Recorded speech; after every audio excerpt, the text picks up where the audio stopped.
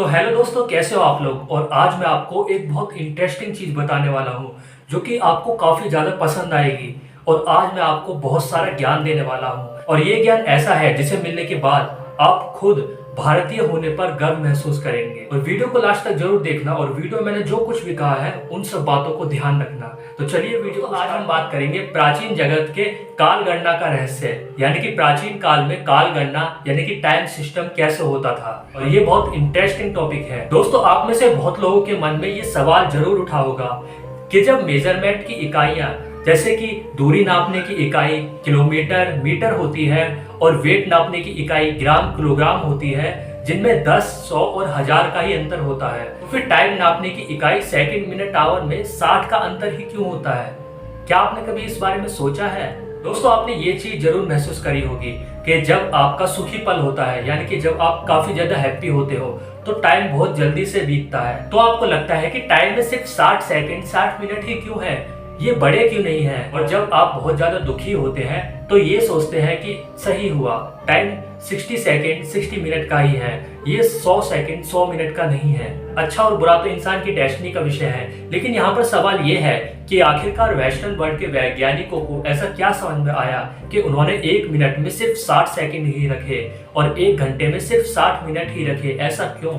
कुछ लोग इसे प्राचीन सभ्यता की देन मानते हैं और वहीं कुछ लोग यह भी मानते हैं कि यह प्राचीन मिस्र का आविष्कार है, जो कि अपनी रोजमर्रा की जिंदगी में टाइम को देखने के लिए सूरज को देखते थे, यानी कि वो सूरज के हिसाब से अपना टाइम सेट करते थे। लेकिन हमारे मॉडर्न इरा के कुछ विद्वान ऐसा भी मानते हैं कि मिस्र से पहले प्राचीन बेबीलोन के निवासी एक यंत्र का प्रयोग करते थे, जिस यंत्र का नाम है सेक्सागेसिमल, और इसमें 60 संख्या होती थी जैसे कि आज की घड़ियों में होती है। और इसी यंत्र से वो लोग अपने टाइम की गणना भी करते थे। और प्राचीन बेबीलोन के निवासी नक्षत्र ज्ञान भी काफी जानते थे और इसी से ही उन्होंने काफी उन्नति भी करी। लेकिन वही कुछ लोग मानते हैं कि जो बेबीलोन के निवासियों का पूरा ज्ञान था और उनका जो गणना काल था वो उन्होंने प्राचीन सुमेरिय वासियों से सीखा था। और लगभग आज से 4500 साल पहले सुमेरिय वासी अपनी सभ्यता और संस्कृति के शिखर पर थे। काल गणना यानी कि टाइम सिस्टम पर दुनिया के अनेकों विद्वानों द्वारा लिखे गए लेख और बुक्स और उनके साथ साथ इंटरनेट पर भी काफी सारी जानकारी आप देख लीजिए। और उन सब में आपको यूनान, रोम, मिस्र, मेसोपोटामिया,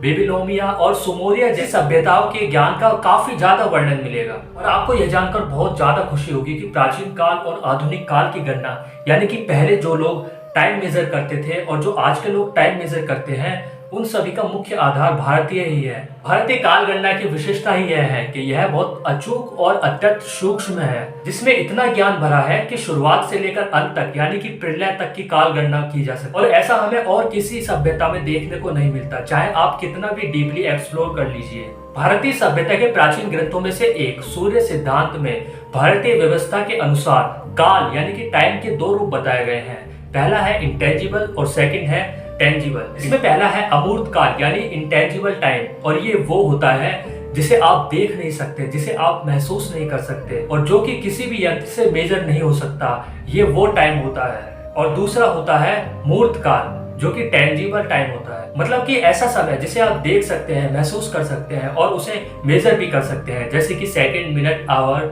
साल, ये सब चीज। जैसा कि मैंने आपको सूर्य सिद्धांत के बारे में बताया था, तो सूर्य सिद्धांत यह जिक्र करता है कि वह 22 लाख साल पुराना है और इसमें समय समय पर रिसर्च और चेंजेस होते रहते हैं। और ऐसा माना जाता है कि आखिरी बार भास्कराचार्य द्वितीय ने इसे इसका वर्तमान स्वरूप दिया था। और सूर्य सिद्धांत के अनुसार इस सौर मंडल की टाइम सिस्टम का आधार भगवान सूर्य है। सूर्य सिद्धांत के अनुसार काल गणना यानी कि टाइम सिस्टम की जो बेसिक यूनिट होती है, जो सबसे छोटी होती है, उसे कहते हैं त्रुटि, जिसका मतलब है इरर। और 1 सेकंड में 3 करोड़ 24 लाख इरर्स होते हैं और इन इरर्स को हम देख नहीं सकते क्योंकि यह इंटेंजिबल है। तो चलिए अब सूर्य सिद्धांत में जो टाइम टेबल दिया हुआ है जिससे काल गणना होती है उसका जिक्र करते हैं, उससे समझते हैं। और यह चीज बहुत इंपॉर्टेंट और बहुत इंटरेस्टिंग होने वाली है, जिसे देखकर आप चौंक जाओगे। तो सूर्य सिद्धांत में जो बेसिक यूनिट दी गई है, जो कि सबसे छोटी है, वो है इरर यानी कि त्रुटि। तो 60 इरर में 1 रेणु होता है और 60 रेणु में 1 लव होता है और 60 लव में 1 लेशक होता है। ये सब जो भी मैं बता रहा हूँ ये यूनिट्स ही हैं। और 60 लेशक में 1 प्राण होता है। और जो ये 4 चीजें होती हैं, इरर से लेकर प्राण तक, ये इंटेंजिबल होती है, यानी कि इन्हें ना तो हम देख सकते हैं और ना ही कभी महसूस कर सकते हैं। तो वही 60 प्राण में एक विनाड़ी होता है और वही 60 विनाड़ी में एक नाड़ी होता है और 60 नाड़ी में एक अहोरात्र होता है। अहोरात्र वो होता है जो कि दिन और रात होता है, यानी कि आप इसे 24 घंटे समझ लीजिए। 7 अहोरात्र यानी कि 7 अहोरात्र को हम एक सप्ताह कहते हैं और वही 2 सप्ताह को हम एक पक्ष कहते हैं और 2 पक्ष को हम एक मंथ कहते हैं यानी कि माह, और 2 माह को एक ऋतु कहते हैं और 6 माह को एक अयन कहते हैं और 12 माह को एक साल, एक वर्ष कहते हैं और 4,32,000 साल का एक कलयुग होता है और 8,64,000 साल का एक द्वापर युग होता है और 12,96,000 साल का एक त्रेता युग होता है और 17,28,000 का एक सतयुग होता है और 43,20,000 साल का एक चतुर्युग होता है। चतुर्युग यानी कि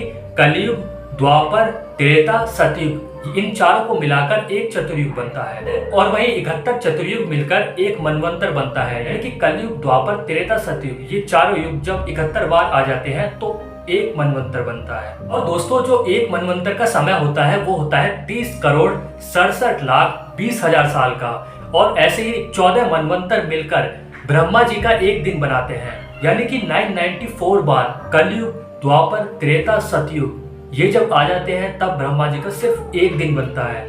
आप सोच कर देखिए। और इस ब्रह्मा जी के एक दिन में 4,29,40,80,000 साल होते हैं और वही 8,58,61,60,000 साल बाद ब्रह्मा जी का अहोरात्र पूरा हो जाता है, यानी कि एक सृष्टि चक्र पूरा हो जाता है। मतलब कि 8,58,61,60,000 साल में इंसानों का एक सृष्टि चक्र पूरा होता है और प्लैनेट्स, नक्षत्र और सोलर सिस्टम की स्पीड की वजह से इसमें कुछ साल और ऐड हो जाते हैं, तो ये मिलकर बनता है 8,64,00,00,000 साल। लेकिन ये हम इंसानों का सृष्टि चक्र है, ये हम इंसानों के टाइम के हिसाब से है, यानी कि जब ब्रह्मा जी का एक दिन और रात पूरा कंप्लीट होता है तब तक हमारे 8,64,00,00,000 साल बीत जाते हैं और उसी के साथ 360 अहोरात्र ब्रह्मा जी के एक साल के बराबर है, यानी कि हमारे 365 दिन एक साल होता है, उनका 360 अहोरात्र एक साल होता है। और पुराणों में ये भी बताया गया है कि ब्रह्मा जी की उम्र सिर्फ 100 साल है, लेकिन ये 100 साल हमारे लिए कितने बड़े हैं ये तो आपने देख ही लिया। और इन 100 साल के पूरे हो जाने के बाद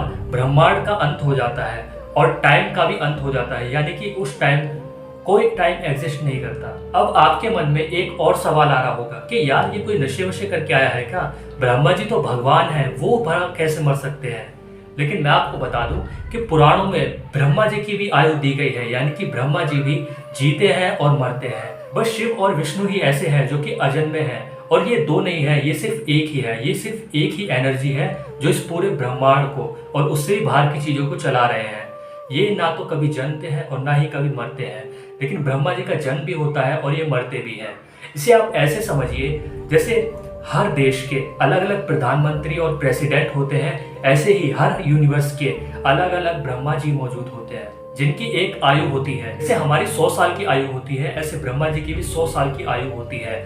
और साथ ही इंद्रदेव जो कि देवताओं के राजा होते हैं, इनकी भी 100 साल की आयु होती है। और मैं आपको बता दूं कि इंद्रदेव और ब्रह्मा जी ये कोई नाम नहीं है, ये सिर्फ एक उपाधि है। जैसे प्रेसिडेंट, प्रधानमंत्री, चीफ मिनिस्टर की उपाधि होती है ऐसे। अब जैसे इनके 100 साल खत्म हो जाएंगे तब कोई दूसरा आएगा जो कि इंद्र बनेगा और कोई दूसरा आएगा जो कि ब्रह्मा जी बनेगा। और पुराणों में ये भी बताया गया है कि जो इस समय इंद्र राज कर रहे हैं, जब उनके 100 साल पूरे हो जाएंगे तो अगला जो इंद्र होगा वो बनेगा बलि, राजा बलि। हाँ, वही राक्षसों का राजा बलि जो कि आज तक जिंदा है, वही अगला इंद्र बनेगा और उसे ये वरदान स्वयं विष्णु जी ने दिया था। और अब मुझे गलत मत समझना, मैं ये कोई ऐसी ही चीजें नहीं बता रहा, ये सब चीजें पुराणों में लिखी हुई हैं, पुराणों में दर्ज है, इसलिए मैं आपको बता रहा हूँ। मुझे भी ये नहीं पता कि ये सच है या फिर गलत, लेकिन हमारे पुराणों में एक एक चीज का जिक्र है। और भारतीय विज्ञान हमें यह भी बताता है कि इस ब्रह्मांड में दूसरी योनियां भी हैं, हमारे जैसे ही कोई दूसरी योनियां भी हैं, लेकिन उनका सृष्टि चक्र अलग है, उनका टाइम अलग है। जैसे हम 100 साल जीते हैं तो वो 1000 साल जीते होंगे और कुछ ऐसे होंगे जो कि करोड़ों साल जीते होंगे और उन्हें ही हम आज की भाषा में एलियंस कहते हैं। और महर्षि नारद मुनि की गणना इससे भी कम है, यानी कि नारद संहिता में साफ साफ लिखा हुआ है कि लग्न काल एरर जो कि त्रुटि था उससे भी 1000वां भाग है, मतलब लग्न काल त्रुटि का 1000वां भाग है। अब आप सोच रहे हो कि ये क्या हो गया, पहले तो सबसे छोटी इकाई त्रुटि थी यानी कि एरर था, अब उससे भी छोटी इकाई लग्न काल है। जी हाँ, नारद संहिता में तो यही लिखा है कि एरर से भी छोटी इकाई लग्न काल है, और ये ऐसी इकाई है जिसे स्वयं ब्रह्मा जी भी महसूस नहीं कर सकते।